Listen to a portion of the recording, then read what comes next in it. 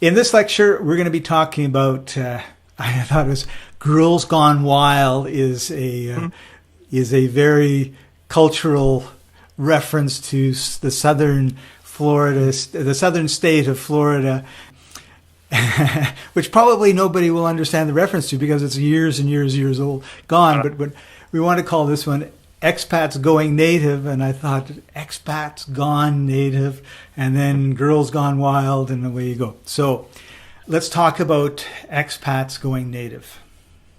Yeah, this is something that is quite an interesting phenomenon for people who go abroad for the first time, or they go to work at a company and they meet colleagues. So if I went to for example, Thailand, and I met another British person who'd been working there for 10 or 12 years, and I start to understand that his English is no longer the same as mine. First of all, because he's been abroad for 10 or 12 years, so his English is kind of frozen a bit from the time he left the UK, and maybe he hasn't kind of got the same cultural references. Of course, with the internet nowadays, maybe he has been keeping up with that. But there's the frozen aspect. But the other thing is where, what happens is when you start teaching somebody, if you do it for long enough, you start absorbing their language as well. And when I first started teaching here, there was a lady who had been in the country for 30 years teaching English. And she used to say, "Oh, can you close the light?" I was going, "Close the light?" She means switch off the light, doesn't she? And why did she say close the light? And then I realized that was the direct translation into English from Turkish. She just close the light. You close the light or you open the light. Mm. So she was saying things like close the light, open the light. And I was thinking, what's going on here? And I've been here for 13 years now, and occasionally I do actually find myself saying close the light. Not necessarily because I think it's right, but because it's just easier. It's like saying switch off the light. What? Switch off what? Switch what? Okay, close the light. Oh, okay. Yes, because two sides of communication is what you say, but also what they hear. And when you're constantly saying something that people are not used to hearing, then you switch to what they are used to hearing because that's just sort of normal. Well, I know I'll get the result I want if I say close the light, so I'll just say close the light.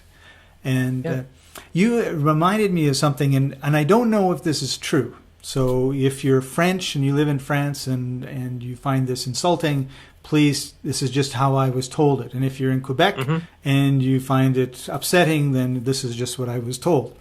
But a number of years ago, France had a colony in Montreal and Quebec and was called Lower Canada and became part of Canada. And because it was totally surrounded by British, you can imagine that they just hunkered down and they were very, very, very protective of their French culture. France was not at all, because it's been doing it for thousands of years or however long France has been around, and they just go on their merry way. So you had this.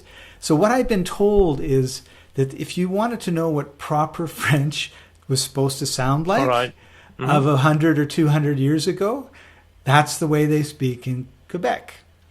And so I don't know if this is true or not. This is just what I was told. But I thought it was very interesting because they had to protect the French culture, the French language, with a huge effort. And so they did not let in any of the, like you were talking about the Spanish word police. I'm sure that the Quebecois had the Quebecois word police too. It's like, no, we're not letting that English word into the language. We'll change it and make a French word and use it. But their grammar didn't change. Nothing changed. They kept it because they had to, because if they didn't, it would all be gone.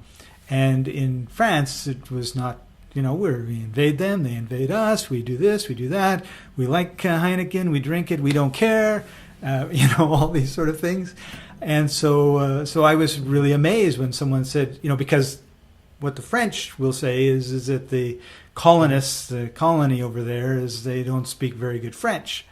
But the French language in France has changed and grown and developed and been influenced by more Spanish or more Swiss or more German or more Swedes or more English or more Japanese or more Chinese, whereas that's been aggressively fought in Montreal and Quebec City and in the countryside. Like, no, we have to hold on to our French heritage, so we're not going to let these influences in the way that you would if you weren't that concerned about it. So it's really interesting when you talk about the expats going native, or the colonists going, you know, I guess it's not native, it's or it is, you know, however you want to look at it, right? It's just like very, very, very firm in the way that they're teaching their language. So, I think again, it's a bit like when in Rome, you know.